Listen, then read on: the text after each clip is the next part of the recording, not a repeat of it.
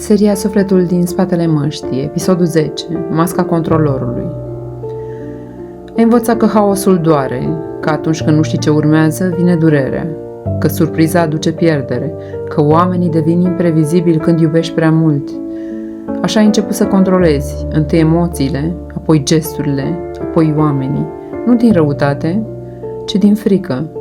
Frica de a pierde iar, frica de a fi vulnerabil, frica de a nu mai putea pune piesele la loc dacă ceva se rupe.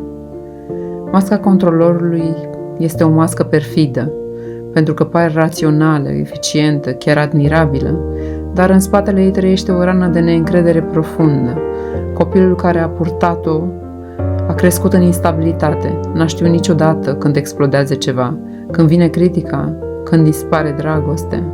Și atunci a învățat că dacă ține totul sub control, dacă anticipează, dacă prevede, dacă planifică perfect, poate va fi în siguranță. Cum recunoști această mască? Ai nevoie să știi tot timpul ce urmează. Îți este greu să delegi sau să ai încredere în ceilalți. Te simți anxios când lucrurile scapă de sub control. Ai reacții puternice la incertitudine. Îți creezi strategii chiar și pentru relaxare. Cum se vindecă controlorul? Începe cu o respirație adâncă și cu o întrebare.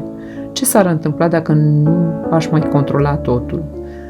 Răspunsul te sperie, dar și vindecă, pentru că în interiorul controlului trăiește o rană care are nevoie de siguranță. Iar siguranța adevărată nu vine din anticipare, ci din încredere, din prezență, din a fi cu tine, chiar și când nu știi ce urmează. Și o meditație de final.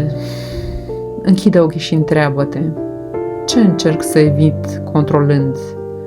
Ce parte din mine are nevoie să fie liniștită, nu organizată?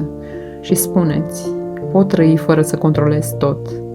Pot simți fără să prevăd fiecare pas. Pot fi în siguranță, chiar și în necunoscut. Abonează-te dacă această șoaptă nu i-a strâns soarea interioară. Poate nu e întâmplător că ai ajuns aici.